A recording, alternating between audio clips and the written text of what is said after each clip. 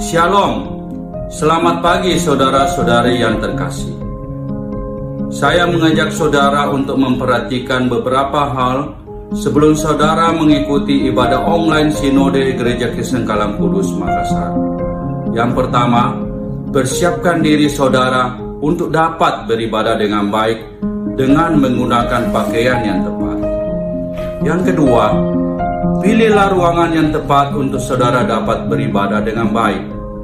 Yang ketiga, meskipun saudara sedang menonton ibadah online ini, namun janganlah memiliki sikap hati sebagai seorang penonton, tapi milikilah sikap hati sebagai seorang penyembah yang turut berdoa, memuji, dan menyembah Tuhan. Yang keempat, pastikan saudara mengikuti ibadah ini sampai selesai. Yang kelima, persembahan dapat dilakukan dengan cara transfer ke nomor rekening Gereja Kristen Kalam Kudus. Selamat beribadah, Tuhan Yesus memberkati.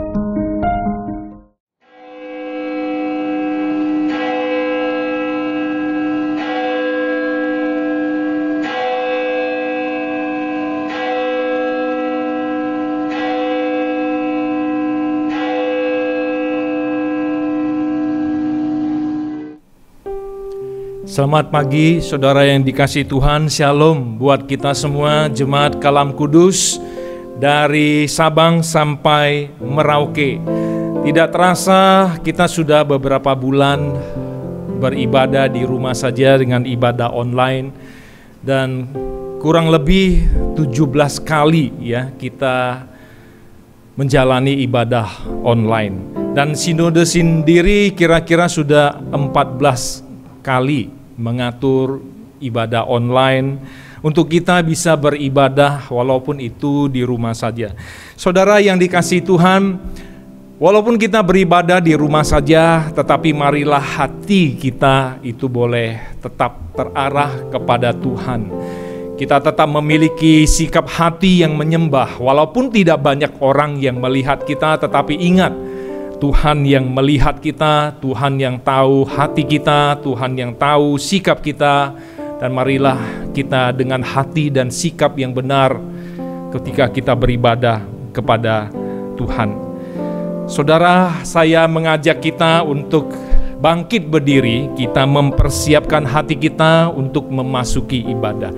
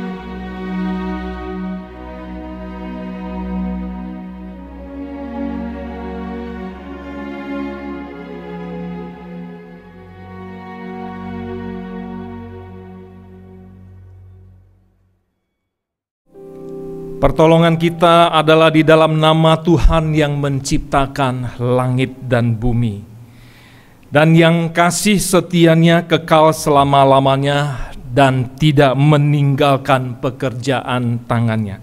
Kasih karunia dari Allah Bapa kita dan dari Tuhan Yesus Kristus serta persekutuan Roh Kudus menyertai kita semua. Amin.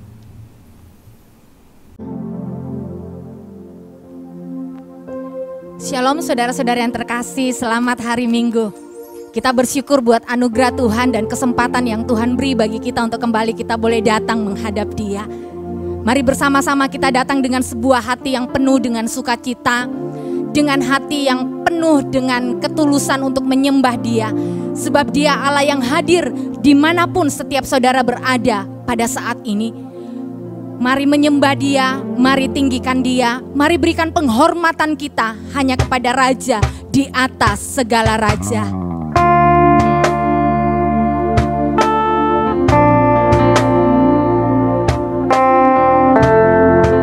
Kami datang menyembah-Mu Tuhan.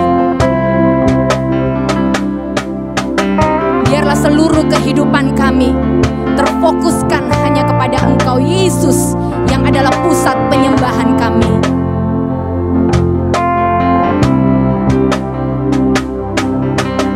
Hormat bagi Allah Bapa, hormat bagi anaknya, hormat bagi Roh penghibur ketiganya yang esa. Haleluya, haleluya, ketiganya yang esa. Kami meninggikan Engkau Yesus Tuhan.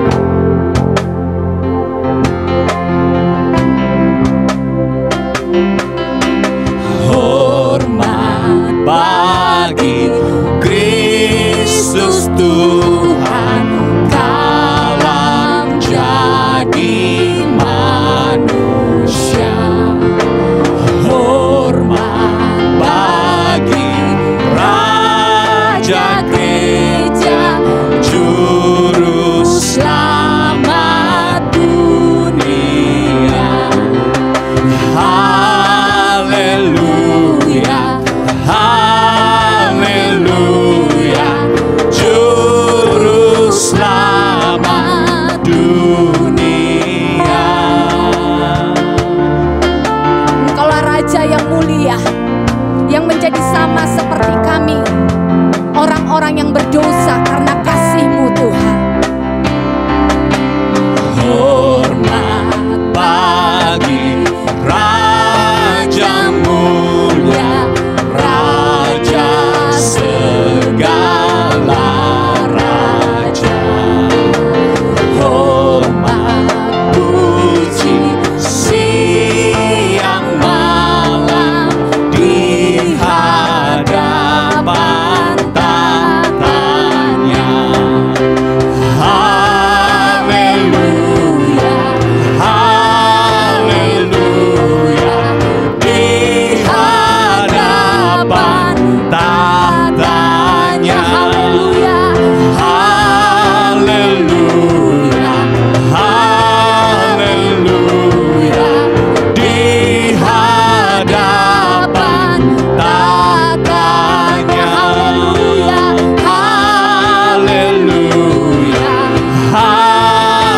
haleluya, di hadapan tahtanya.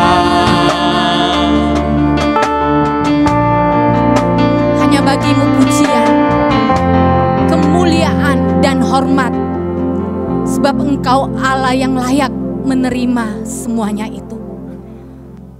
Bapa yang baik, Allah yang besar, Raja yang mulia, yang hadir bagi kami di tengah-tengah ibadah kami, dalam setiap ruangan yang kami pakai untuk menyembah Engkau Tuhan. Kami bersyukur kepada Tuhan buat segala kebaikan dan kasih setia-Mu di dalam kehidupan kami Tuhan. Engkau menyertai hidup kami, Engkau memelihara kami, Engkau memberkati hidup kami, Engkau setia bagi kami. Bahkan di tengah-tengah ketidaksetiaan kami, Engkau tetap ada bagi kami. Kami menyadari Tuhan, ada begitu banyak hal yang sering kali kami lakukan yang menyakiti hati Tuhan. Ampuni kami Tuhan, ampuni kami Bapa. Biarlah setiap kami boleh layak menghampiri Engkau, Allah yang besar, Allah yang kudus, Allah yang hadir bagi kami. Ini hidup kami, ini hati kami. Biarlah seluruh kehidupan kami adalah untuk memuji dan meninggikan Engkau, Bapa yang kekal. Di dalam nama Tuhan Yesus kami berdoa. Amin. Saudara-saudara yang terkasih, kita akan bersama-sama mengucapkan 10 hukum. 10 hukum. Jangan ada padamu Allah lain di hadapanku. Jangan membuat bagimu patung yang menyerupai apapun yang ada di langit di atas, atau yang ada di bumi di bawah, atau yang ada di dalam air di bawah bumi. Jangan sujud menyembah kepadanya atau beribadah kepadanya.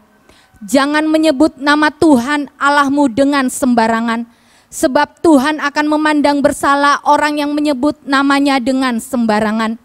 Ingat dan kuduskanlah hari Sabat. Hormatilah ayahmu dan ibumu, supaya lanjut umurmu di tanah yang diberikan Tuhan Allahmu kepadamu.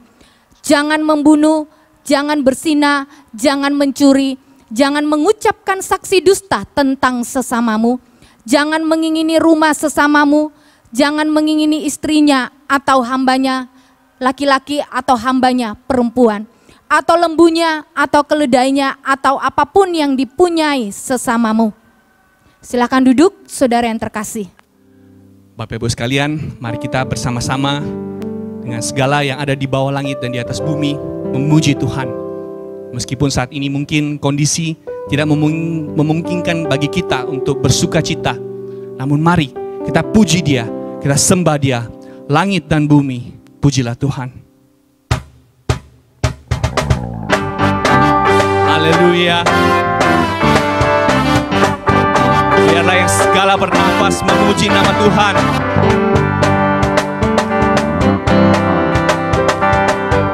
Langit dan bumi, langit dan bumi, pujilah Tuhan, sebab Dia ciptakan semuanya.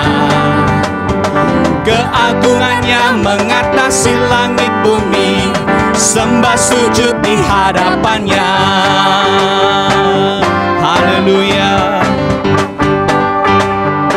Langit dan bumi memuji Tuhan, dan bumi pujilah Tuhan, sebab Dia ciptakan semuanya. Keagungannya mengatasi langit bumi, sembah sujud di hadapannya. Ku puji, ku sembah, ku puji, ku sembah, ku puji, ku sembah Yesus Kristus Sang Penebusku.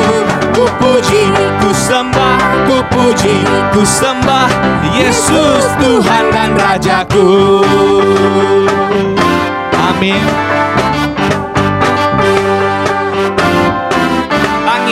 Langit dan bumi, pujilah Tuhan, sebab Dia ciptakan semuanya. Keagungannya mengatasi langit bumi, sembah sujud di hadapan. Mari kita puji Dia. Ku puji, ku sembah, ku puji, ku sembah Yesus Kristus Sang Penebusku. Ku puji, ku sembah, ku puji, ku sembah Yesus Tuhan dan Raja. Ku puji, ku sembah, ku puji, ku sembah, ku puji, ku sembah Yesus Kristus Sang Penebusku. Ku puji, ku sembah, ku puji, ku sembah Yesus Tuhan dan Rajaku. Mari kita puji Dia, kita sembah Dia. Haleluya, amin. Haleluya, amin. Haleluya, amin. Haleluya, haleluya, haleluya, amin. Haleluya, amin. Haleluya, amin. Haleluya. Ku puji, ku puji, ku sembah, ku puji, ku sembah Yesus Kristus Sang Penebusku.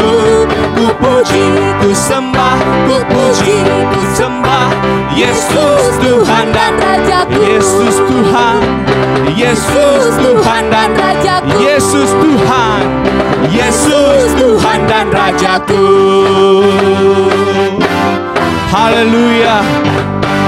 Biarlah segala yang bernafas memuji nama Tuhan. Amin. Amin. Bapak Ibu sekalian, mari kita tanggalkan segala beban kita, kekhawatiran kita. Mari kita angkat suara kita, puji dan serukan namanya. Nyanyi bagi Dia.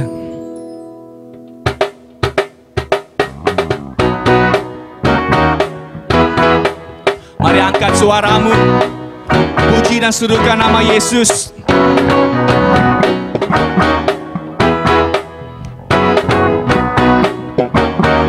Angkat suaramu. Angkatlah suaramu, puji dan serukan nama Yesus. Tanggalkan bebanmu, tak perlu kau khawatir, sebab Dia sanggup. Gerakkan kakimu, amin. Menarilah dan bertepuk tangan, bersukacitalah. Tak perlu kau khawatir, sebab Dia sanggup. Sekarang nyanyikan kebesarannya, Dia kuat dan penuh kuasa. Bersorak-sorai karena kasih-Nya telah datang melawat kita. Nyanyi bagi Dia. Haleluya. Mari angkat suaramu, serukan namanya. Angkatlah suaramu, puji dan serukan nama Yesus. Tanggalkan bebanmu, tak perlu kau khawatir, sebab Dia sanggup. Gerakkan kakimu, menarilah dan bertepuk tangan, bersukacita. Tak perlu kau khawatir, Tak perlu kau khawatir, sebab Dia sanggup. Mari nyanyikan, sekarang nyanyikan kebesarannya. Dia kuat dan penuh kuasa. Bersorak-sorai karena kasih-Nya telah datang. Sekarang nyanyikan, sekarang nyanyikan kebesarannya. kuat Dan penuh kuasa. Bersorak-sorai karena kasih-Nya malah. Sekarang nyanyikan, sekarang nyanyikan kebesarannya. Dia kuat dan penuh kuasa. Bersorak-sorai karena kasih-Nya telah datang melawat kita.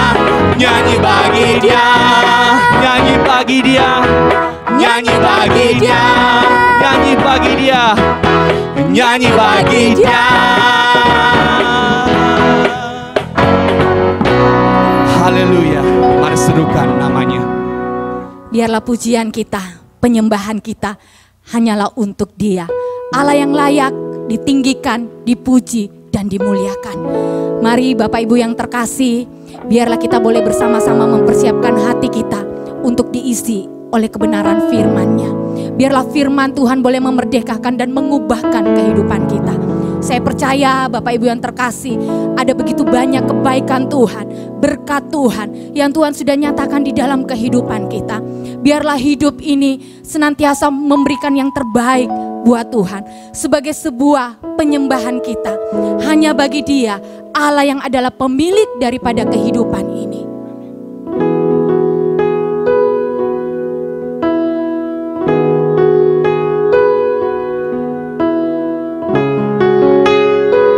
Ini kami Tuhan.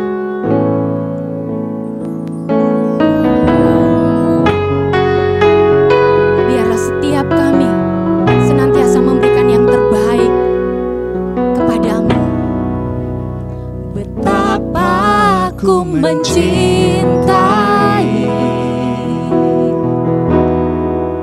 segala yang telah terjadi. Tak pernah sendiri jalani hidup ini.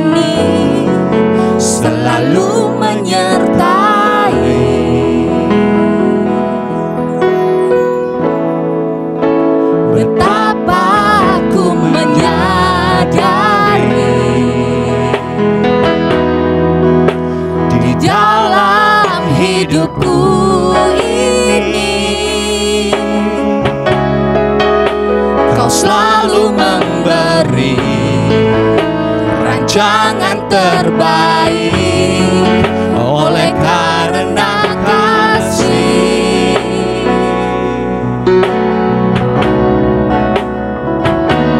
Bapa, sentuh hatiku, ubah hidupku menjadi yang baru, bagai emas yang murni. Kau membentuk bejana hatiku. Bapa, ajarku mengerti sebuah kasih yang selalu memberi, bagai air mengalir yang tiada pernah berhenti. Bersyukur buat kasih-Mu Tuhan. Bersyukur buat kebaikan-Mu. Betapa aku mencintai segala yang telah terjadi. Tak pernah sendiri jalani hidup ini, selalu menyertai.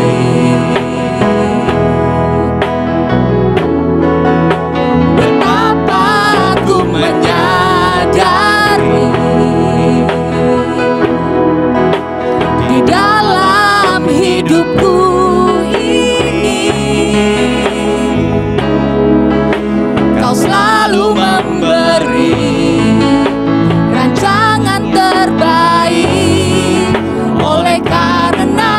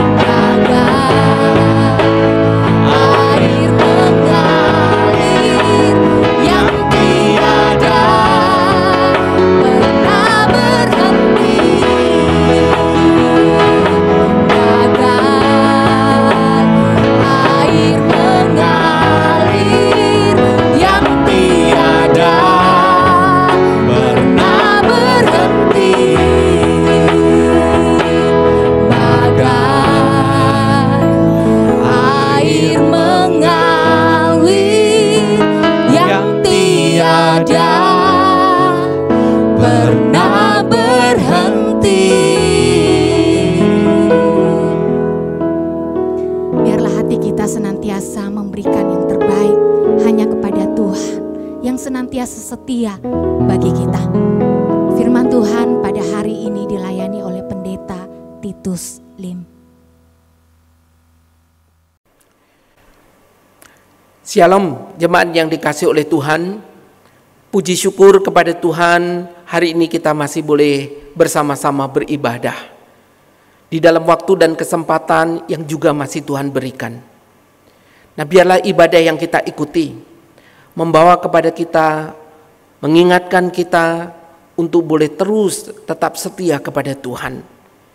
Dan juga berterima kasih kepada Gembala Sidang, Majelis Jemaat yang memberikan kesempatan untuk boleh bersama beribadah dan melayani di Gereja Kristen Kalam Kudus, Kota Makassar.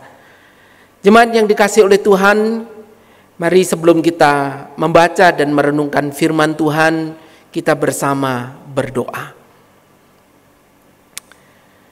Ya Tuhan, Bapa yang di dalam sorga,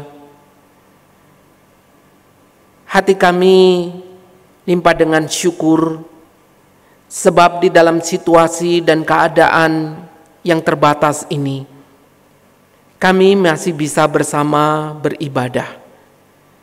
Kami diberikan kesempatan untuk beribadah.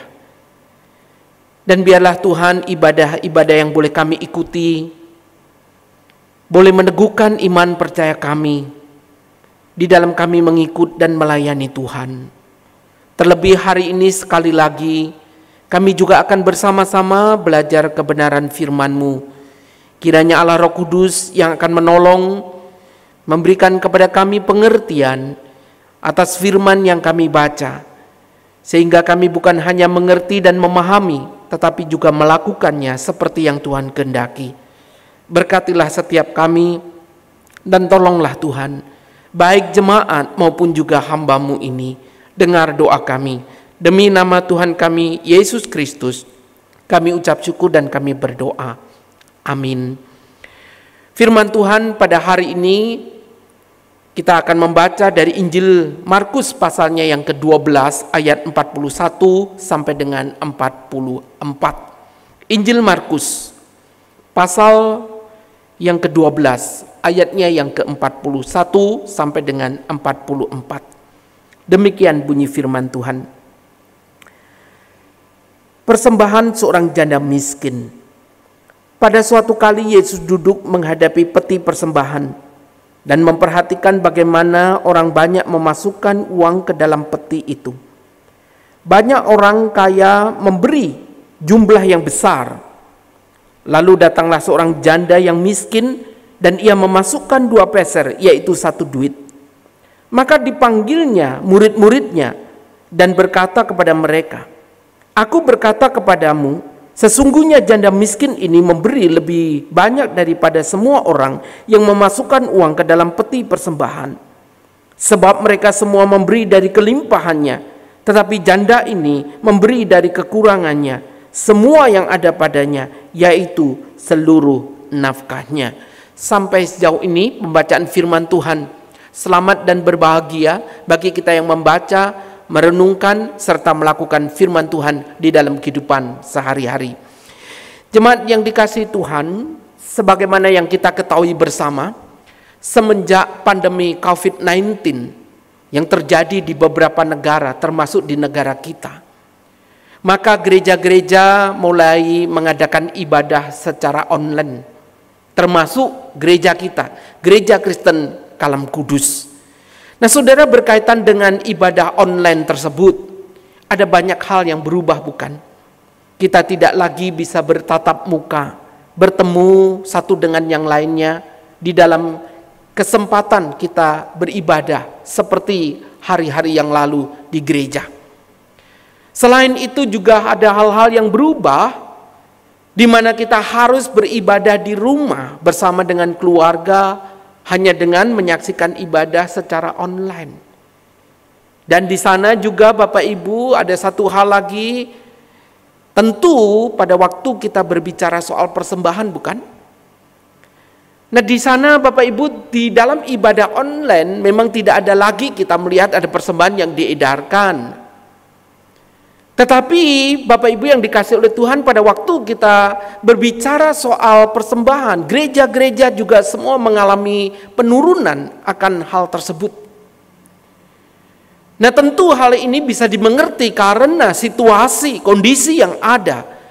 Karena pandemi COVID-19 ini berdampak kepada perekonomian, kepada kehidupan pekerjaan, penghasilan dari jemaat Tuhan.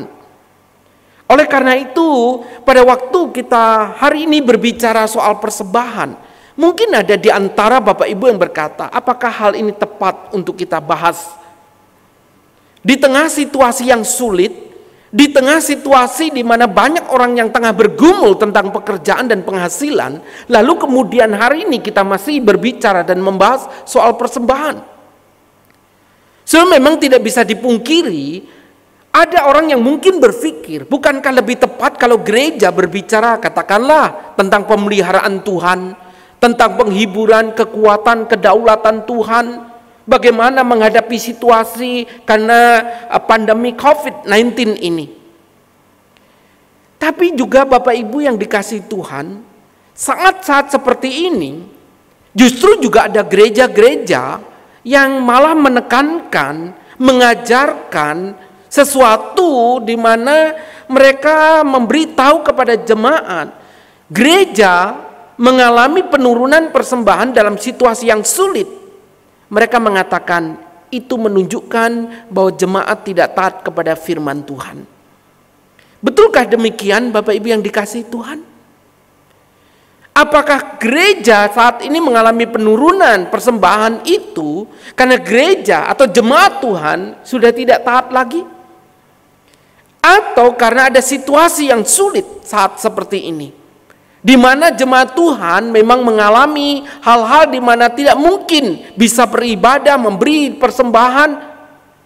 Tetapi saya juga melihat di sisi yang lain, dalam kondisi yang seperti ini, masih banyak jemaat Tuhan di mana mereka sadar persembahan itu bukan hanya mereka bisa lakukan pada saat segala sesuatu berjalan dengan baik dan normal. Namun di tengah situasi yang sulit ini, masih banyak anak-anak Tuhan yang menyisihkan berkat dengan cara ditransfer, dengan cara disisihkan, lalu kemudian mereka datang ke gereja dan menyerahkan persembahan tersebut. Jemaat yang dikasihi Tuhan, mereka melakukan ini bukan semata-mata supaya Tuhan memberkati. Mereka memberikan ini bukan supaya Tuhan mencurahkan berkat, tapi mereka melakukan ini karena ada satu kesadaran bahwa persembahan yang mereka berikan adalah bagian daripada ibadah yang mereka ikuti. Mereka ingin menyatakan syukur kepada Tuhan di tengah situasi yang sulit ini. Mereka masih melihat, merasakan akan kasih dan pemeliharaan Tuhan. Jadi jemaat yang dikasihi Tuhan, memang lebih mudah bagi kita, bukan? Pada saat segala sesuatu berjalan dengan lancar, kita bicara persembahan. Tapi bagaimana mungkin di saat yang sulit seperti saat ini, kita membahas, kita membicarakan tentang soal persembahan. Nah, jemaat yang dikasihi Tuhan, berkaitan dengan pergumulan memberikan persembahan bukan hanya menjadi pergumulan kita hari ini, menjadi pergumulan gereja berkaitan dengan masalah persembahan di dalam situasi seperti ini. Tapi bagian firman Tuhan yang kita baca tadi, di sana Tuhan ingin mengajarkan kepada saudara dan saya tentang hakikat dari persembahan yang bersifat besar dan kekal, yang bernilai besar dan kekal. Dan ini bukan berangkat dari sebuah contoh kehidupan orang yang hidupnya semua serba tersedia, semua serba mewah, semua serba ada. Tetapi justru dari kehidupan seorang yang hidupnya dalam kesulitan. Jemaat yang dikasihi Tuhan, pada saat kita membaca Injil Markus pasal 12 tadi, di sana jelas kita melihat ada sebuah latar belakang yang mendasari peristiwa ini. Saudara yang dikasihi Tuhan, Markus pasal 12 ini dicatat dengan latar belakang bahwa inilah pelayanan hari-hari terakhir dari Tuhan Yesus di Yerusalem. Dan yang di sana juga terjadi adalah Tuhan Yesus tengah mengkritisi para pemimpin agama yang memiliki kehidupan yang tidak benar. Dan itu sebabnya di situ pula kita melihat bahwa Tuhan Yesus tengah menghadapi konflik bersama dengan orang-orang para pemimpin agama tersebut. Jadi dengan kata lain saudara, pikiran Tuhan Yesus itu sendiri sudah dipenuhi dengan hal-hal yang akan terjadi. Dia tahu sebentar lagi dia akan ditinggalkan para murid. Dia dikhianati. Dia akan mengalami pengadilan yang tidak adil. Dia dianiaya, dia menderita bahkan sampai mati di atas kayu salib. Saudara, semuanya ini tengah memenuhi pikiran dari Tuhan Yesus pada saat dia ada di bait Allah. Nah, di dalam kondisi yang seperti ini saudara,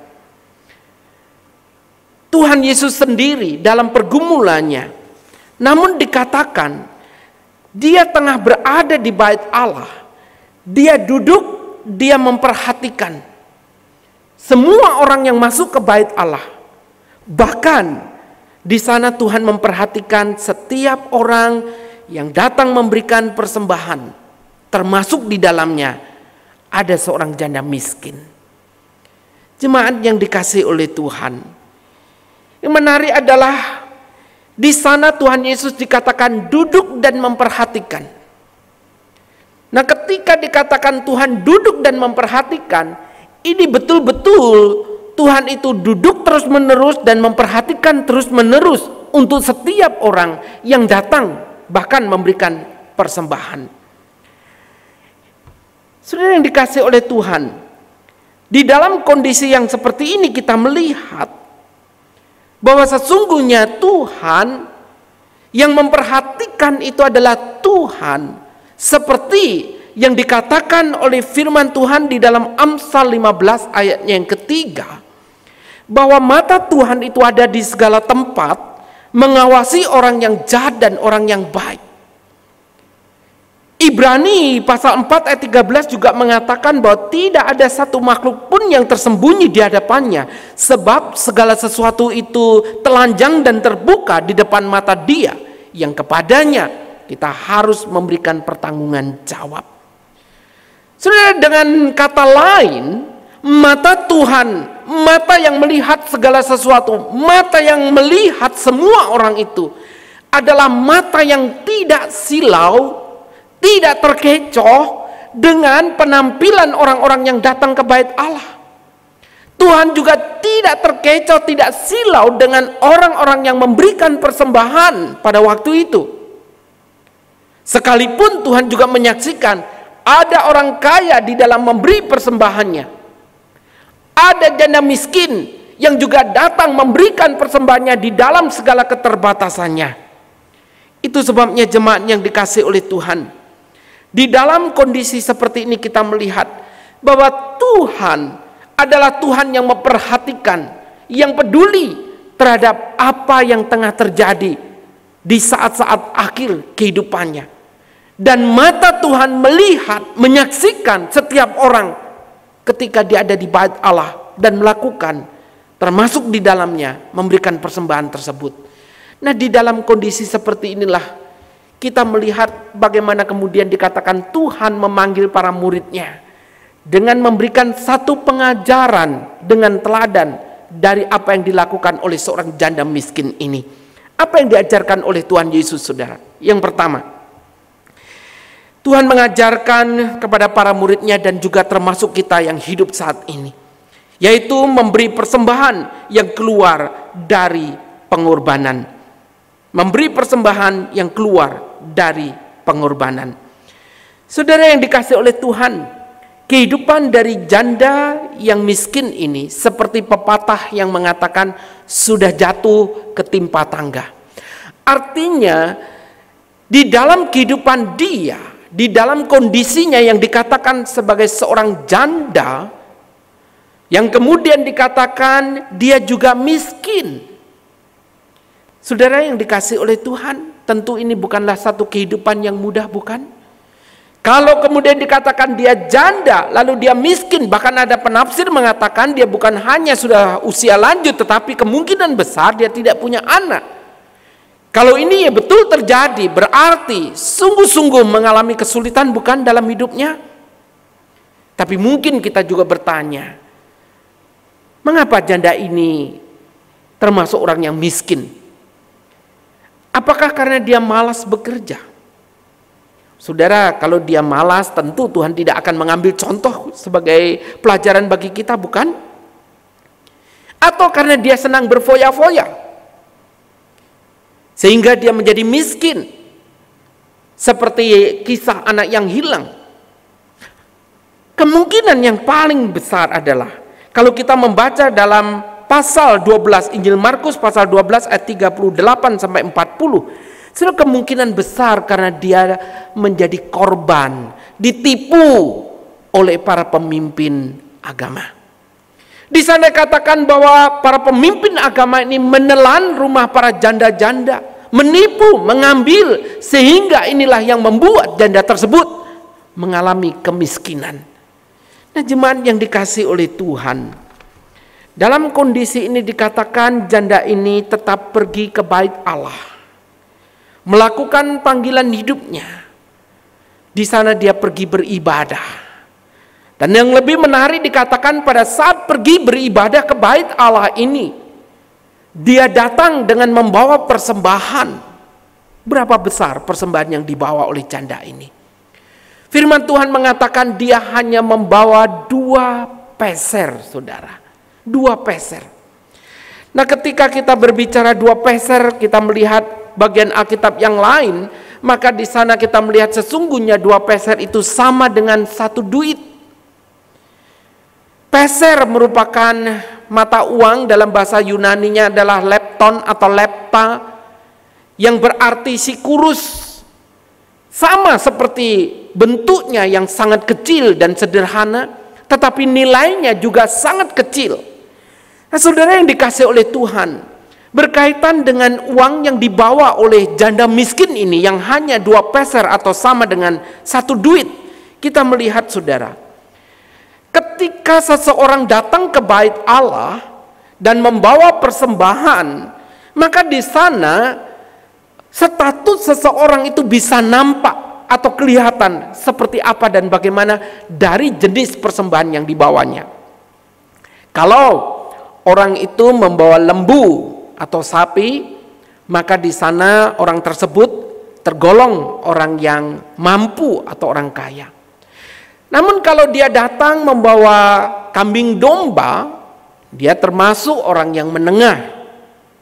Lalu kemudian ketika seseorang datang ke bait Allah membawa burung merpati, maka itu termasuk adalah orang miskin. Nah, saudara, kalau kita membaca dari Injil Lukas pasal 2 ayat 22 sampai dengan 24, di mana pada waktu Tuhan Yesus berumur 8 hari, lalu Maria dan Yusuf membawa Tuhan Yesus ke bait Allah sesuai dengan aturan hukum Taurat. Di sana dikatakan orang tua Tuhan Yesus itu membawa sepasang burung merpati. Dengan demikian menunjukkan bahwa orang tua Tuhan Yesus yang di dunia ini termasuk orang miskin. Tapi saudara yang dikasihi oleh Tuhan, janda ini tadi dikatakan hanya membawa 2 peser atau 1 duit. Nah, kalau kita membaca dari Injil Matius pasalnya yang ke-10 ayat 29,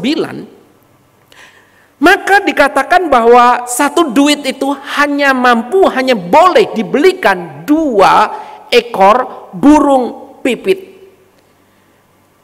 Nah, saudara, berkaitan dengan burung pipit ini, yang kita tahu adalah ini tidak masuk ke dalam persembahan bait Allah atau hitungan persembahan di bait Allah. Dan burung pipit ini merupakan burung yang juga murahan, burung biasa yang kalau kita lihat di pasar-pasar seringkali diwarna-warni lalu kemudian dijual dengan murah untuk mainan anak-anak kita, bukan? Jadi saudara yang dikasihi Tuhan, dari bentuk persembahan janda miskin ini menunjukkan bahwa dia jauh lebih miskin dibandingkan dengan orang tua Tuhan Yesus yang juga terhitung sebagai orang yang miskin. Lalu dengan demikian Bapak Ibu yang dikasihi oleh Tuhan, apa artinya persembahan janda miskin ini? 2 peser masuk ke bait Allah dibandingkan dengan kemegahan bait Allah. Di dalamnya berisi dengan barang-barang yang bagus, yang mahal. Tentu tidak ada artinya, bukan? Apa artinya 2 peser? Kalaupun itu masuk ke bait Allah, ketika itu diambil, itu pun tidak akan cukup untuk memberi makan seorang imam yang melayani di bait Allah. Saudara yang dikasihi oleh Tuhan, persembahan dari janda ini memang begitu kecil jumlahnya, bukan? Dibanding dengan semua orang yang datang memberikan persembahan tersebut. Nah saudara yang dikasihi oleh Tuhan, pada waktu kita berbicara tentang kondisi janda yang miskin ini, kita bandingkan dengan jemaat di kota Makedonia yang tercatat di dalam 2 Korintus pasalnya yang ke-8. Saudara, berkaitan dengan jemaat Makedonia. Jemaat Makedonia dikatakan jemaat yang miskin. Nah, kata miskin di dalam perjanjian baru itu ada 2 macam. Yang pertama adalah kata penes, yang berarti yaitu keadaan yang miskin secara umum. Penes, kata benda yang menunjukkan keadaan miskin secara umum. Dan yang kedua yaitu kata tokos atau takas. Di sana kata miskin yang kedua ini menunjukkan kondisi yang betul-betul miskin. Kondisi di mana ini adalah orang yang melarat, orang yang hanya bergantung kepada belas kasihan orang lain, orang yang tidak memiliki apa-apa. Nah, saudara, yang menarik adalah janda miskin ini menggunakan kata yang kedua, takas ini. Jemaat Makedonia yang miskin ini dikatakan juga kata yang dipakai takas atau tokos ini. Tetapi yang membedakan, yang menarik adalah jemaat Makedonia yang miskin ini dikatakan namun mereka murah hati. Mereka kaya dengan kemurahan hati. Mereka yang miskin mengumpulkan uang untuk membantu jemaat Yerusalem yang tengah mengalami kesulitan. Saudara, ada orang miskin mengumpulkan untuk membantu orang miskin. Ini yang sesuatu yang berbeda. Sama dengan janda ini, di dalam kemiskinannya dia memberi yang terbaik dari pengorbanannya. Orang lain bisa memberi dalam segala kelebihan, tapi janda ini memberi dari segala kekurangannya. Jemaat Makedonia memberi dari segala kesulitan dan kekurangannya. Nah, jemaat yang dikasihi oleh Tuhan, hal inilah yang menjadi satu contoh dan teladan yang indah, bukan? Tatkala kita ini memberi, atau jemaat Tuhan memberi persembahan 2.000, 5.000, namun lahir dari sebuah kehidupan yang miskin, yang sulit, yang mengalami penderitaan, saudara, persembahan ini tentu bernilai besar, bukan? Persembahan ini lahir dari sebuah pengorbanan yang besar, bukan? Tetapi apa artinya uang 20.000, 50, 100.000 tatkala masuk ke dalam persembahan, lahir dari sebuah kehidupan yang berlimpah-limpah, kehidupan di mana kita tidak kekurangan suatu apapun. Saya percaya uang ini bukan keluar dari pengorbanan, ini bukan persembahan dari pengorbanan, sebab dia masih memiliki segala sesuatunya. Tapi berbeda, bukan? Tatkala 2.000, 5.000 keluar dari satu kehidupan di mana seorang anak Tuhan tengah mengalami kesulitan dan penderitaan. Memang aneh, bukan, jemaat yang dikasihi Tuhan? Uang 20, 50, 100.000 pada saat kita bawa untuk pergi jalan-jalan, kita pergi ke mall, kita pergi ke pasar malam, kita pergi ke pasar, saudara, uang itu terasa begitu kecil sekali, bukan? Tapi aneh, Pada saat uang 10, 20, 50, 100 ribu itu masuk ke dalam kantong persembahan, di sana ada orang-orang merasa bahwa ini terlalu banyak, terlalu besar untuk Tuhan. Tetapi tidak untuk pergi jalan-jalan, tidak untuk pergi kita bersenang-senang, saudara. Bahkan mungkin kalau ada uang 50, 100 ribu masuk ke kantong persembahan, mungkin ada orang yang berkata itu khilaf, saudara. Nah, jemaat yang dikasih oleh Tuhan, itu sebabnya saya mengutip satu ungkapan yang pernah dikatakan oleh Bapak Pendeta Peter Wongso. Beliau adalah mantan rektor kehormatan Saat. Ada satu kalimat yang indah yang dikatakan, siapakah orang kaya dan siapakah orang miskin? Beliau mengatakan orang kaya adalah orang yang di dalam kemiskinan hidupnya, dia masih bisa, dia tahu memberi sebagai ungkapan syukurnya kepada Tuhan. Tetapi siapa orang miskin? Orang miskin adalah orang yang di dalam kelimpahannya, di dalam kekayaannya, dia tidak tahu memberi, dia tidak bisa memberi. Dan itulah orang yang miskin, saudara. Jemaat yang dikasih oleh Tuhan. Memang seringkali orang berkata, andai kata saya punya lebih, saya akan memberikan yang banyak untuk Tuhan. Andai kata saya punya banyak, saya bisa memberikan yang banyak. Benarkah demikian? Saudara, satu kali ada seorang hamba Tuhan. Dia pergi berkunjung ke rumah jemaatnya yang hidup sebagai seorang petani. Dan di dalam kunjungannya ini ada sebuah percakapan di mana pendeta ini kemudian bertanya kepada bapak tani tersebut. Dia berkata, Pak Tani, kalau hari ini bapak punya uang 200 ribu, 100 untuk bapak, 100 untuk Tuhan, bolehkah? Lalu Pak Tani ini kemudian berkata, oh, kalau saya punya 200 ribu, 100 untuk Tuhan, 100 untuk saya akan berikan 100 itu untuk Tuhan. Lalu kemudian Bapak Pendeta ini kembali bertanya, kalau hari ini engkau punya 2 ekor sapi, yang satu untuk engkau, yang satu untuk Tuhan, apakah boleh?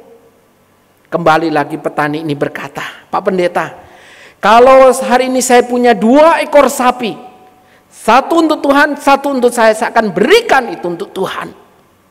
Luar biasa bukan? Tapi kemudian Bapak Pendeta ini melanjutkan lagi, Pak Tani, kalau hari ini engkau punya 2 ekor kambing, satu untuk kamu, satu untuk Tuhan, bolehkah itu? Sudah apa jawabnya? Pak Tani ini kemudian berkata, oh, kalau itu tidak boleh Pak Pendeta, kalau ini tidak adil. Mengapa demikian, saudara? Pak Tani ini kemudian berkata, kalau 2 ekor kambing itu saya punya, 200 ribu saya tidak punya, 2 ekor sapi saya tidak punya, tapi 2 ekor kambing saya punya, Pak Pendeta. Bukankah itu yang seringkali terjadi? Seringkali kita mengatakan, apa yang menjadi kebutuhan gereja? Gereja perlu bangku, mobil, renovasi, keperluan alat musik dan sebagainya. Saya akan beri. Tapi tunggu dulu. Kalau nanti saya sudah diberkati, kalau nanti hidup saya sudah berlimpah, kalau nanti saya mendapatkan undian. Oh saudara, hari ini ada begitu banyak orang yang mengatakan demikian, bukan? Kalau nanti saya hidup dalam segala kelimpahan, kalau saya berlebih, saya baru bisa memberikan untuk Tuhan. Betulkah demikian? Saudara yang dikasihi Tuhan, Injil Lukas pasal 16 ayat yang ke-10 mengatakan, barang siapa yang setia dalam perkara-perkara kecil, dia akan setia dalam perkara besar.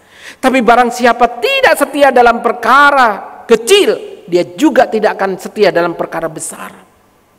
Saudara, kalau hari ini kita tidak bisa memberikan persembahan dengan kesetiaan, dengan pengorbanan kita, pada waktu nanti kita memiliki yang lebih, belum tentu kita bisa memberikan dengan penuh pengorbanan. Persembahan bukan soal jumlah, persembahan bukan berbicara berapa besar yang akan kita berikan, tapi persembahan berbicara soal berapa banyak yang ingin kita berikan kepada Tuhan, dan itu adalah menyangkut hati dan hidup kita. bukan sekedar berapa banyak yang ingin kita berikan. Jemaat yang dikasihi oleh Tuhan, pada waktu kita berbicara tentang memberi dari pengorbanan, tentu hal ini bukanlah sesuatu yang mudah, bukan? Sebab pada waktu kita hendak memberikan keluar dari pengorbanan, maka di situ menyangkut soal hati kita, bukan sekedar berapa yang ingin kita berikan.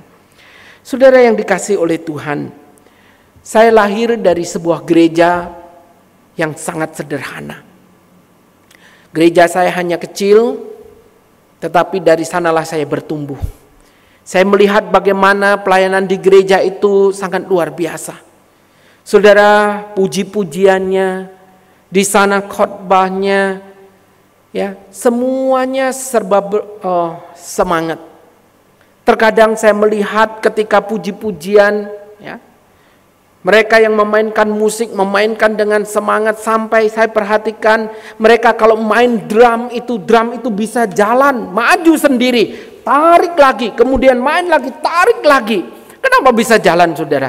Karena bawahnya karet itu sudah tidak ada. Jadi karena licin itu bisa jalan sendiri. Sampai terkadang kakinya drum itu diikat dengan tali rafia lalu dipaku di tembok. Belum lagi, saudara, pendeta saya khotbah, para penata layan berbicara, tidak ada mic, sehingga mereka harus teriak.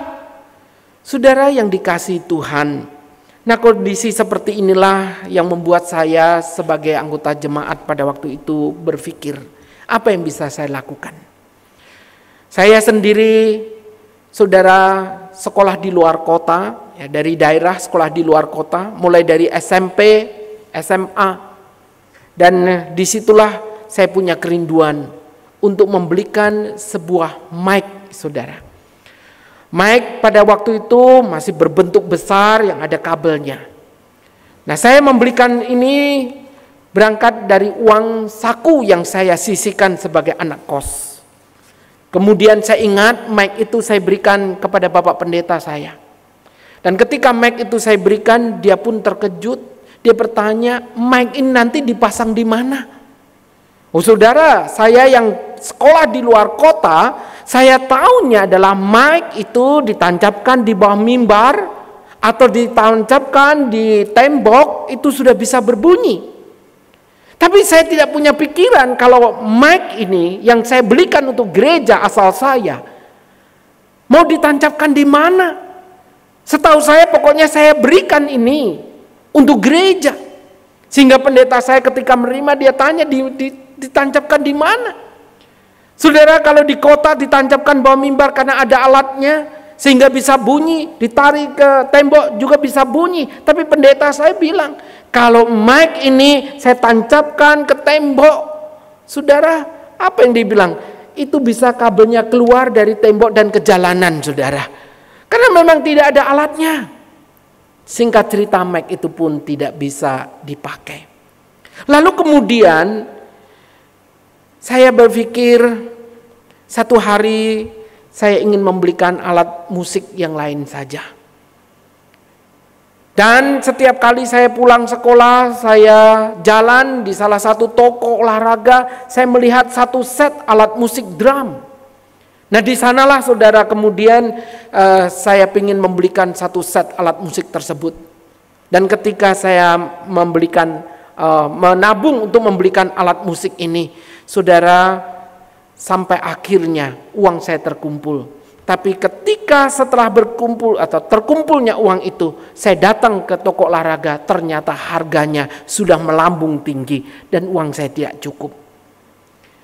Saudara, ketika saya nabung dan nabung lagi dari hari demi hari, kembali lagi ke toko itu, tetap belum bisa kebeli karena harganya juga terus berubah. Sampai singkat cerita saya berpikir untuk membelikan alat yang lain saja, yaitu ampli. Saudara, ketika berpikir tentang ampli, saya teringat dengan mic yang pernah saya berikan itu. Jadi saya bersama dengan seorang teman membuat amplifier supaya bisa dipakailah alat tersebut. Sampai satu hari akhirnya alat itu jadi, dan saya ingat hari itu hari Sabtu, saya bawa ke gereja, saya persembahkan, saya berikan kepada Bapak Pendeta. Oh saudara, hari itu saya sangat bersyukur. Saya bersuka cita. Dan saya ingat malam hari itu saya tidak bisa tidur. Mengapa? Bukan karena uang saya habis. Tetapi saya bersyukur karena hari itu saya bisa memberikan ampli untuk gereja yang sederhana ini. Dan dengan satu pemikiran, minggu depan ampli ini bisa dipakai. Tapi yang mengejutkan saudara, minggu depan di dalam ibadah, ketika saya pulang dari kota, saya tidak melihat ampli itu dipakai bersama dengan mic yang pernah saya belikan itu. Dan dalam hati saya bertanya, mengapa tidak dipakai?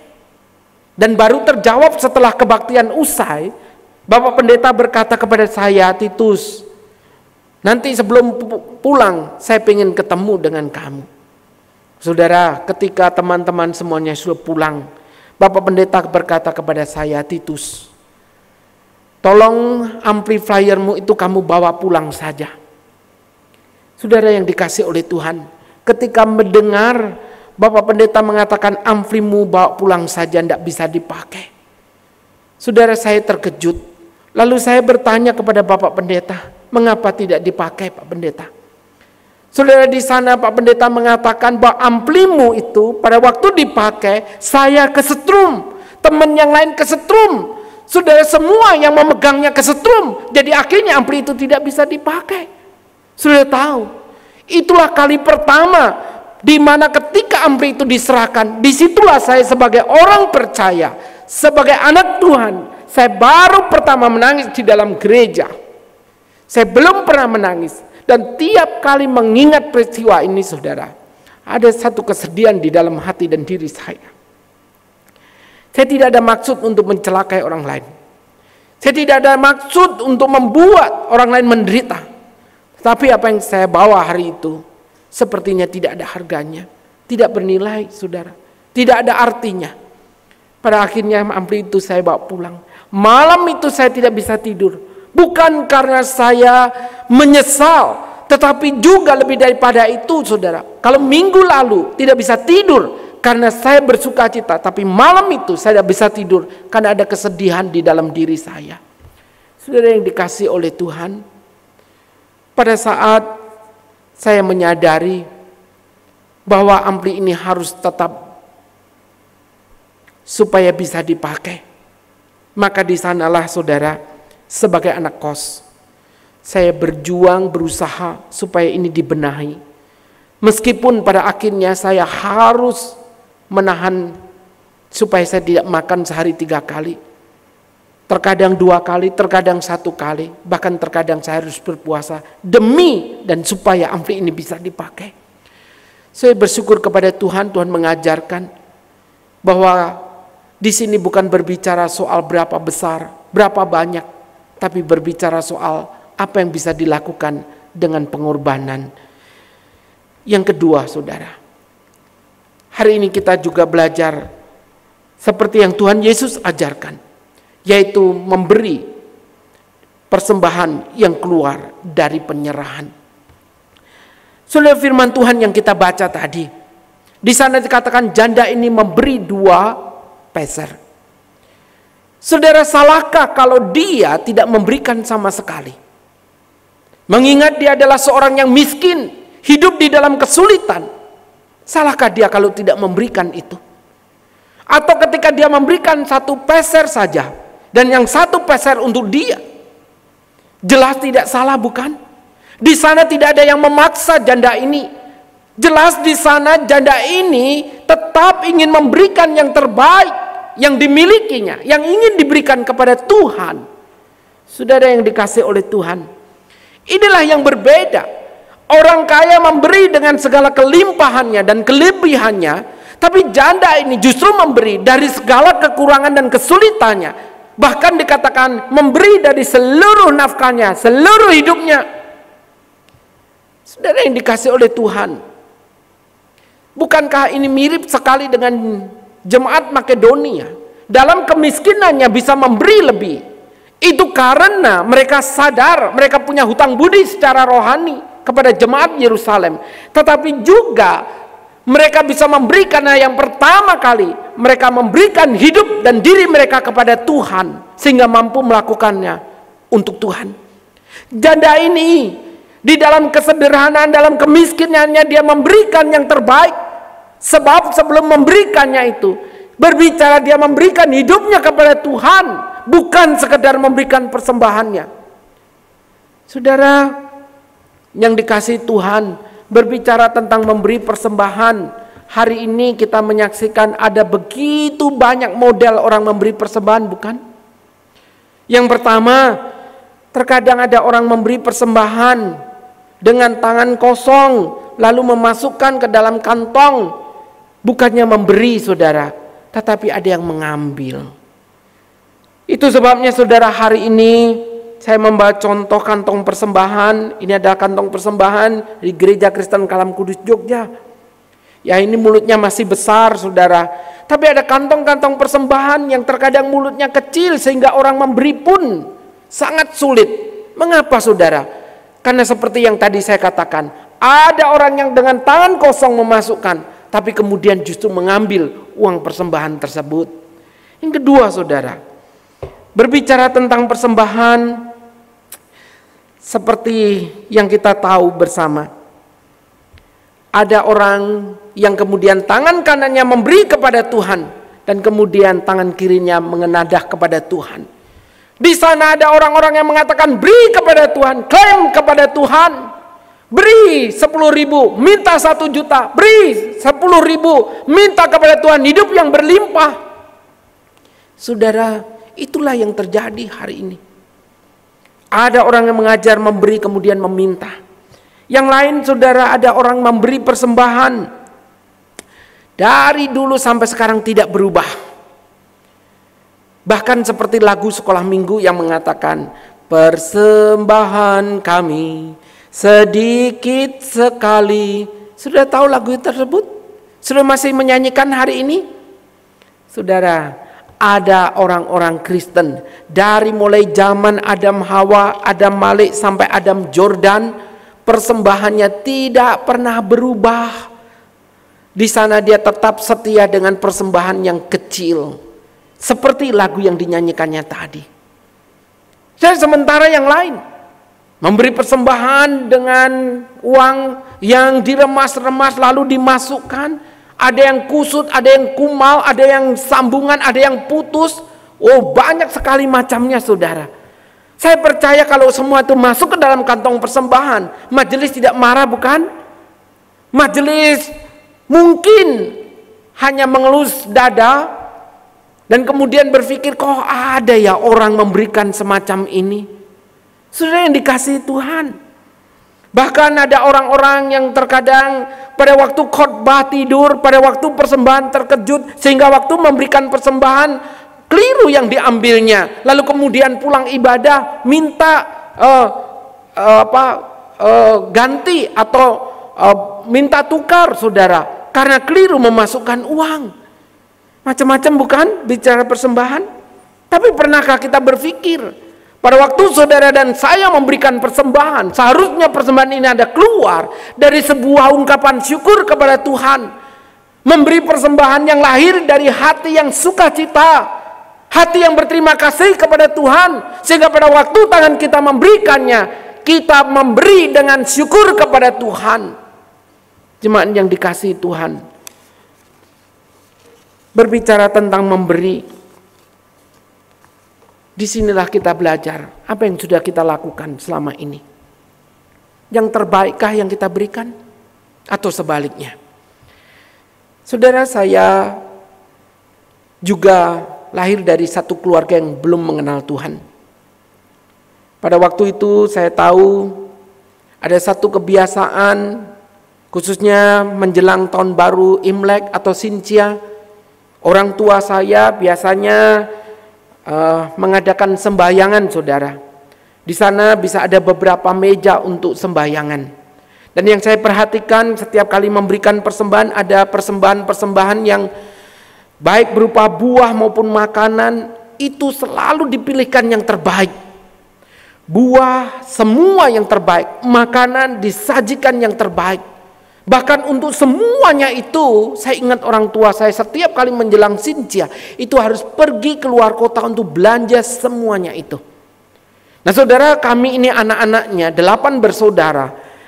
Saudara, kami tidak ada satupun yang ikut makan semua yang dipersembahkan di meja persembahan tersebut. Tetapi kami melihat sebagai orang percaya, bagaimana orang tua kami ini yang belum percaya, justru setiap kali menjelang Sintia, dia memberikan, menyiapkan semua yang terbaik kepada leluhur, kepada apa yang dianggapnya sebagai Tuhan atau dewanya. Sampai satu kali saya ingat saudara, mama saya itu membeli 1 ekor ayam putih bagus, bulunya putih semuanya.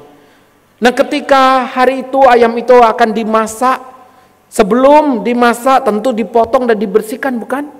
Nah saya ingat hari itu saya diminta untuk memotong ayam. Saudara, saya ingat pada waktu itu saya itu tengah tidur siang, lalu kemudian dibangunkan untuk potong ayam. Spontan saudara, pada waktu saya ini antara sadar tidak sadar disuruh potong ayam, saya langsung ambil ayam itu bersama dengan adik saya. Dia pegang kakinya, saya pegang kepalanya, lalu saya potong. Apa yang terjadi saudara? Oh saudara, saya memotong bukan pakai pisau yang kecil, saya pakai golok yang besar itu. Ketika saya tarik lehernya, adik saya tarik kakinya, kemudian disembelih. Ternyata lehernya putus saudara. Nah ketika lehernya putus, sudah mama saya tahu, dia marah besar. Saudara, harusnya ayam itu tidak boleh sampai putus lehernya. Tapi hari itu leher ayam tersebut putus. Dia berkata kepada saya, sekarang pergi cari ayam putih, dan kalau tidak dapat tidak usah pulang. Saudara, saya bersama adik saya kemudian pergi cari ayam yang putih, dan di sana jujur saja kami sulit mendapatkan. Sampai kemudian adik saya punya ide ayam yang bulunya bercampur hitam putih itu, yang hitamnya dicabuti supaya tampak putih. Tapi akhirnya hal itu juga tidak bisa saudara. Mama saya marah karena apa? Karena ayam itu tidak bisa utuh dibuat sembayangan dan menghadap ke foto leluhur. Padahal saya sudah berkata, ayam itu bisa disambung, lehernya bisa diikat, lalu tetap menghadap ke foto leluhur. Apa yang terjadi? Dengan ide saya itu, orang tua saya semakin marah saudara. Dan singkat cerita, hari itu besoknya saya tidak dapat angpong. Jemaat, orang tua saya tidak kenal Tuhan. Tapi orang tua saya tahu melakukan yang terbaik, apa yang dianggap untuk dewanya, untuk Allahnya. Terkadang saya malu sebagai orang Kristen, sebagai orang percaya.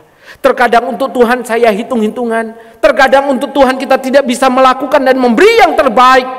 Tetapi untuk diri sendiri selalu yang terbaik, selalu yang termahal, selalu yang kemudian kita katakan ini yang terbaik. Tapi bagaimana untuk Tuhan? Pernahkah kita melakukan dengan satu penyerahan yang terbaik untuk Tuhan? Renungan hari ini mengkoreksi saudara dan saya, menguji iman kita atas anugerah Tuhan, di mana Tuhan sudah memberikan yang terbaik untuk kita. Apakah kita yang diberikan kesempatan oleh Tuhan untuk ambil bagian dalam memberikan persembahan itu, kita sudah melakukan terbaik? Tuhan tidak membutuhkan uang saudara dan saya, tapi Tuhan memberikan kesempatan menguji iman saudara dan saya. Apakah saudara dan saya adalah orang-orang yang mengerti anugerah Tuhan, yang tahu berterima kasih, yang tahu memberikan yang terbaik untuk Tuhan? Ataukah kita seringkali berpikir gereja, pekerjaan Tuhan tidak akan pernah bisa berjalan kalau tidak ada uang saudara dan saya? Saudara, Tuhan pemilik alam semesta ini, Tuhan yang mempunyai alam semesta ini, Tuhan punya segalanya. Tuhan bisa lakukan apa saja tanpa uang saudara dan saya. Tapi kalau hari ini saudara diberikan kesempatan, bukan harusnya kita berpikir apa yang sudah kita lakukan?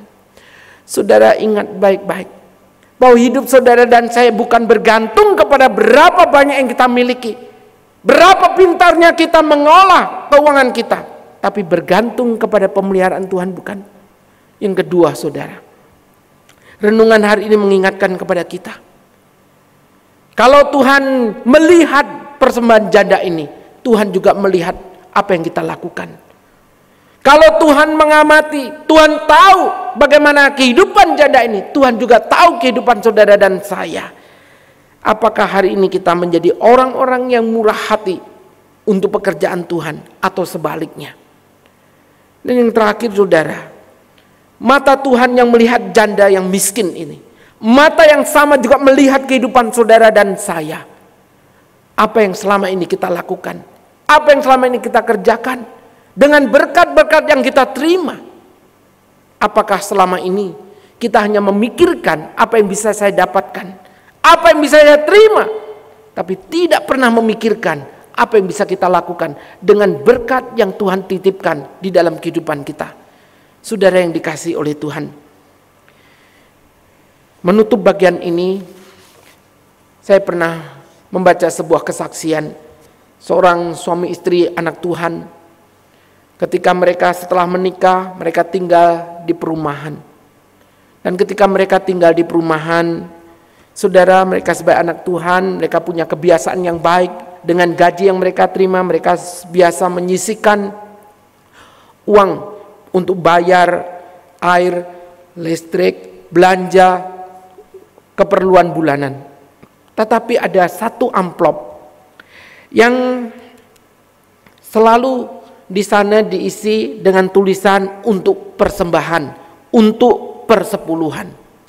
Nah, uang-uang ini dimasukkan dalam amplop lalu disimpannya di dalam lemari. Satu hari rumah mereka dimasuki pencuri. Pencuri itu mencari barang-barang berharga untuk diambilnya, termasuk uang yang mereka simpan dalam lemari, dalam amplop itu pun diambil oleh pencuri tersebut. Sudah yang menarik, semua uang dalam amplop itu diambilnya, kecuali ada satu amplop saja tidak diambil. Amplop itu adalah amplop yang tertuliskan untuk persembahan, untuk persepuluhan. Dan itu masih utuh jumlahnya dan itu ada di atas meja saudara, tidak diambil. Sudah yang dikasih Tuhan, jelas pencuri ini bukan karena ingin memberi persembahan atau persepuluhan, tapi yang jelas karena amplop ini tertulis itu, maka tidak diambilnya. Nah, yang menjadi pertanyaannya adalah, pencuri macam apakah yang bisa tahu bahwa itu uang persembahan, uang persepuluhan? Kemungkinan besar pencuri ini kalau tidak Kristen ya Katolik saudara, sehingga mereka tahu atau dia tahu perpuluhan dan persembahan ini. Kalau pencuri ini kita katakan jahat dan tidak bermoral, dia takut mengambil uang Tuhan, bagaimana dengan kita? Saudara, kita sering kali berkata dia jahat, dia tidak bermoral, dia mengambil dari orang-orang yang membuat orang lain menderita, tapi justru di situ dia tidak berani mengambil apa yang menjadi milik Tuhan. Sementara itu saudara dan saya sebagai orang-orang percaya, justru seringkali kitalah yang mengambil uang milik Tuhan, kitalah yang menggunakan dengan semena-mena, kita tidak tahu berterima kasih, bahkan kita pun seringkali hitung-hitungan dengan Tuhan, bukan? Saudara hadirin, jangan tanya berapa yang harus saya berikan untuk persembahan. Tapi mari kita bertanya, berapa banyak uang Tuhan yang sudah kita pakai? Berapa banyak uang untuk hobi dan kesenangan kita? Berapa banyak uang yang Tuhan yang dititipkan yang sudah kita hambur-hamburkan tanpa pernah memikirkan apa yang sudah kita lakukan untuk sesuatu yang bersifat kekal. Saudara yang dikasihi oleh Tuhan, biarlah kita semakin hari semakin menyadari perlu kerendahan hati untuk kita boleh melakukan apa yang Tuhan ajarkan hari ini. Tatkala kita diberikan kesempatan, biarlah kita memberikan dengan pengorbanan, dengan penyerahan, karena itulah persembahan yang bernilai besar dan bernilai kekal. Kiranya Tuhan menolong dan mengasihani kita. Amin. Mari kita berdoa. Tuhan, kami mengucapkan syukur dan terima kasih. Hari ini kami boleh kembali belajar firman-Mu. Biarlah kiranya firman ini terus menyadarkan kami, kalau selama ini kami seringkali membuat hitung-hitungan dengan Tuhan. Seringkali kami bukan orang yang tahu berterima kasih. Orang yang seringkali hanya memikirkan apa yang bisa kami dapatkan, tapi tidak pernah memikirkan apa yang terbaik yang bisa kami kerjakan, kami lakukan untuk Tuhan. Ampunilah kami Tuhan, tolonglah kami. Di saat yang sulit seperti ini, Tuhan, ajarlah kami untuk tetap memikirkan apa yang bisa kami kerjakan, lakukan. Bahkan apa yang menjadi tugas dan tanggung jawab kami sebagai anak-anak-Mu. Tolonglah kami Tuhan, boleh belajar dari seorang janda yang miskin.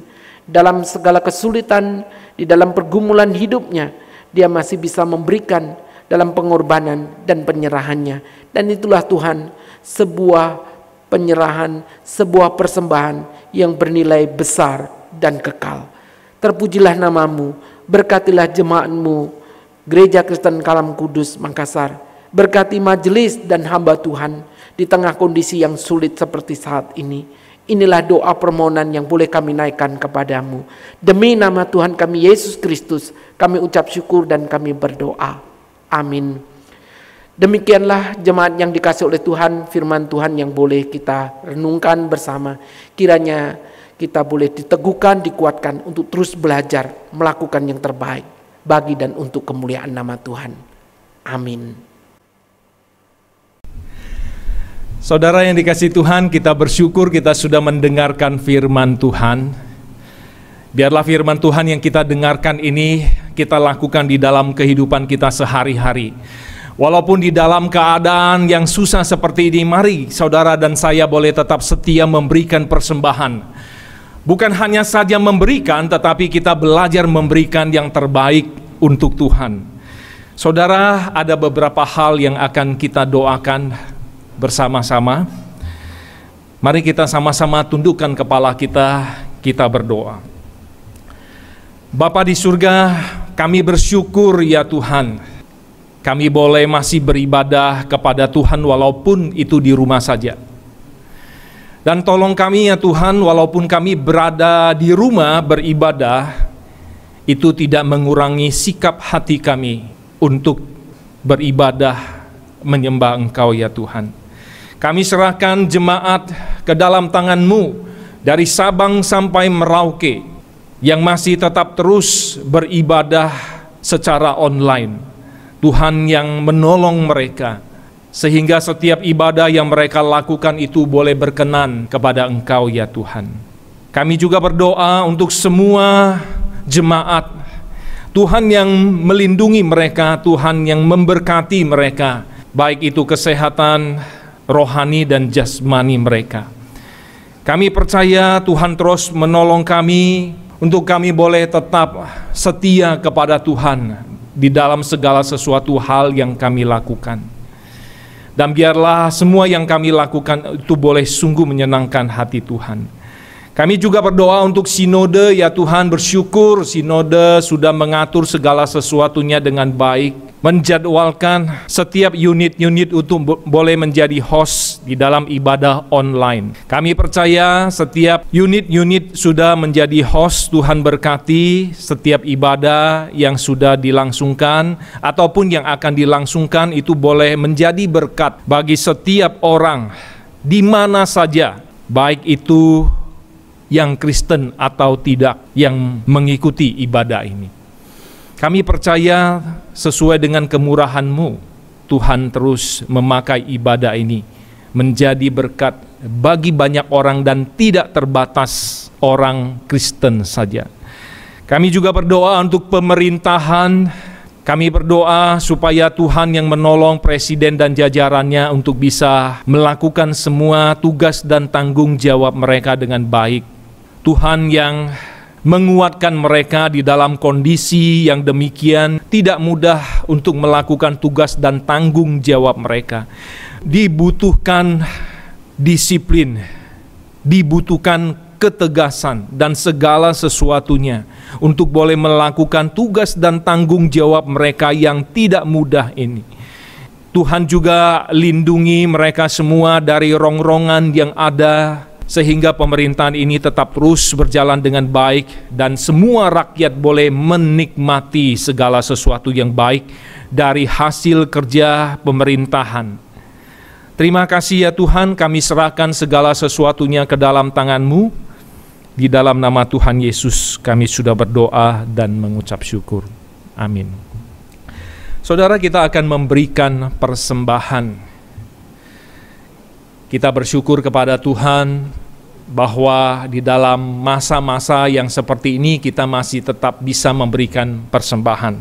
Jemaat di unit-unit lain bisa memberikan persembahan sesuai dengan himbauan dari unit masing-masing untuk memberikan persembahan.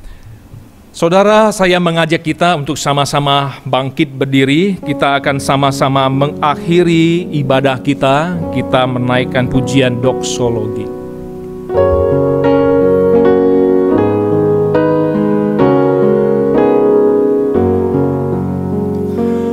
Puji Allah Bapa Putra, puji Allah Rohul Kudus, ketiganya yang esa. Pohon selamat sumber berkah.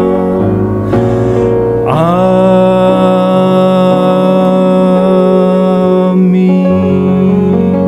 Mari kita tundukkan hati kita di hadapan Tuhan. Kita semua sudah mendengarkan firman Tuhan. Dan biarlah ketika kita memberikan persembahan, kita memberikan persembahan dengan sukarela dan tulus ikhlas, dan juga berupaya memberikan persembahan yang terbaik yang kita bisa berikan kepada Tuhan. Dan terimalah berkat Tuhan. Tuhan Allah memberkati engkau dan melindungi engkau. Tuhan Allah menyinari engkau dengan wajah-Nya dan memberi engkau kasih karunia. Tuhan Allah menghadapkan wajah-Nya kepadamu dan memberi engkau damai sejahtera. Amin.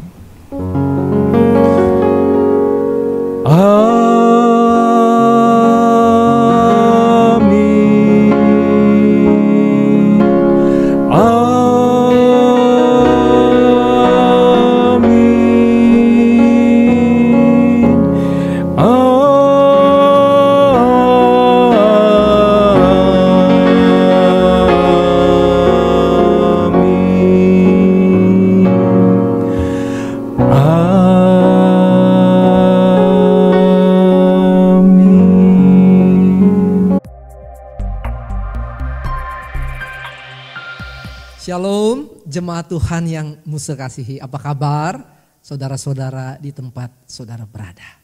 Musa harap dalam keadaan sehat dan tetap semangat. Nah saudara-saudara, dari tanggal 22 Maret kita tidak bisa beribadah di gereja. Dan sampai hari ini masih belum. Pasti saudara punya kerinduan kapan saya bisa bergereja bersama-sama. Nah saudara, kerinduan itu pernah diungkapkan oleh seorang pemazmur. Bila mana, kapan saya boleh datang ke rumah Tuhan? Nah saudara-saudara, pergumulan itu kami pikirkan, rohaniwan dan majelis. Itu sebabnya dalam rapat majelis, kami memutuskan bahwa kita akan membuka gereja kita kembali. Untuk dapat beribadah bersama pada tanggal 2 Agustus. 2 Agustus, saudara dan kami semua bisa sama-sama beribadah. Nah saudara-saudara, oleh karena suasana ibadah kita tidak seperti dahulu dalam suasana new normal, ada beberapa hal yang saudara-saudara harus perhatikan bersama-sama. Protokol kesehatannya harus menjadi bagian yang kita lakukan bersama. Yang pertama saudara harus datang ke gereja pukul 9.50. Karena setelah itu gereja pintu gerbangnya akan ditutup. Kenapa jam 9.50? Saudara, kita ibadahnya hanya 1 jam lebih sedikit. Kalau saudara datang terlambat, selain kami tidak bisa memeriksa kesehatan saudara, majelis pun akan tidak bisa menikmati ibadah dengan baik. Itu sebabnya jam 9.50 itu pintu gerbang akan ditutup. Saudara datang sebelum 9.50. Yang sangat bagus jam 9.30 saudara sudah ada di gereja.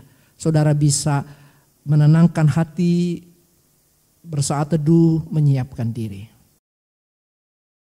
Lalu yang kedua saudara-saudara, pintu masuk untuk menuju ke ruang ibadah kita itu dari pintu di mana tangga besar yang menghadap ke pohon mangga, saudara-saudara dapat masuk dari sana.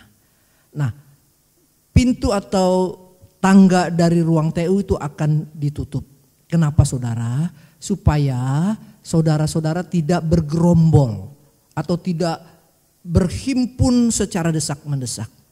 Nah, pintu utama yang dibuka melalui tangga yang besar itu memungkinkan saudara-saudara untuk datang ke gereja. Karena di sana disiapkan tempat untuk mencuci tangan. Sebelum masuk, saudara harus memulai dengan mencuci tangan. Nah saudara-saudara, setelah saudara cuci tangan lalu saudara naik tangga, di sana petugas akan mengukur suhu badan saudara. Dan batas ambang suhu kita 37,5. Kalau saudara melebihi 37,5, maka saudara tidak diperbolehkan untuk masuk ke ruang ibadah. Saudara akan dipersilakan untuk kembali ke rumah karena badan saudara ada dalam kondisi yang tidak baik. Dan Musa mau ingatkan, meskipun saudara mungkin tidak 37,5 tapi badan saudara tidak sehat, saudara rasa mulai gejala flu, batuk, Musa anjurkan jangan pergi ke gereja. Supaya apa? Supaya saudara bisa lebih sehat dan orang lain pun juga akan tetap sehat.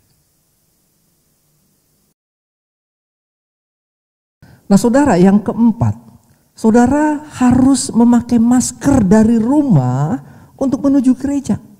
Nah kami menganjurkan masker seperti yang Musa pakai. Masker dengan 3 lapis, masker medis. Kenapa? Karena masker ini mampu untuk menolong kita menjaga hal-hal yang berhubungan dengan virus corona. Lalu kemudian saudara juga harus memakai face shield. Kenapa? Karena waktu nanti kita beribadah, kita bernyanyi, minimal ada double protect baik dari masker maupun face shield. Sehingga baik saudara maupun orang yang di sebelah saudara itu sungguh-sungguh mempunyai rasa aman dalam kesehatan. Saudara-saudara, protokol kesehatan yang kelima, saudara ada batas usia yang harus diperhatikan. Batas usia saudara untuk bisa beribadah bersama-sama di gereja yaitu 15 tahun sampai 60 tahun. Nah saudara-saudara, kita mengikuti batas usia yang pemerintah sampaikan. Karena dianggap batas usia itu secara kemampuan, kekuatan untuk menghadapi virus itu jauh lebih baik. Nah saudara-saudara yang di usia 60 ke atas, dengan mohon maaf Musa sampaikan, saudara tidak boleh hadir. Tetapi saudara jangan khawatir, kita akan memberikan saudara-saudara ibadah dalam bentuk online. Begitu juga untuk adik-adik di usia 15 tahun ke bawah. Tetap di rumah dan tetap beribadah. Jangan mengurangi semangat untuk mencari Tuhan. Saudara, waktu saudara masuk, yang keenam saudara harus mengikuti cara di mana usher akan mempersilakan saudara duduk di tempat yang ditentukan. Maksudnya supaya kehadiran saudara secara tertib itu duduk di tempat yang sudah disiapkan. Saudara, satu bangku itu hanya 2 orang. Itu sebabnya barisan pertama, barisan kedua dan seterusnya itu akan diisi oleh kita yang hadir. Supaya semua jalannya ibadah jadi baik. Sekali lagi saudara akan dipandu oleh usher untuk duduk di tempat yang akan saudara duduki. Nah saudara-saudara, untuk mendukung seluruh proses kesehatan dan keamanan gereja. Saudara, waktu saudara masuk dan kita beribadah, kami membuka jendela belakang kiri dan kanan supaya terjadi sirkulasi AC tetap nyala tetapi sirkulasi udara itu akan menolong supaya kita bisa tetap dalam keadaan yang baik. Lalu yang terakhir yang ke-8, saudara, sebelum ibadah dimulai, bahkan hari-hari sebelumnya itu tempat ibadah kita baik bangku, ruangan itu diberikan disinfektan. Supaya apa? Supaya benar-benar dalam kondisi steril. Jadi saudara-saudara, kami berusaha untuk mempersiapkan gereja dalam kondisi yang sehat. Tetapi saudara harus membantu juga untuk saudara bisa menolong diri sendiri sehat dan orang lain juga sehat. Yang terakhir yang juga mau sampaikan untuk anak-anak sekolah minggu. Anak-anak sekolah minggu itu tidak bisa beribadah di gereja sampai akhir tahun. Sesuai dengan apa yang dianjurkan oleh pemerintah dan oleh sekolah. Di mana anak-anak tetap sekolah online, jadi gereja pun tetap dalam suasana online untuk sekolah minggu. Tetap bersemangat mulai dari sekolah minggu sampai lansia dalam mengikut Tuhan, dalam setia beribadah kepada Tuhan. Selamat pagi, selamat mempersiapkan hati kita untuk masuk dalam ibadah. Tuhan memberkati.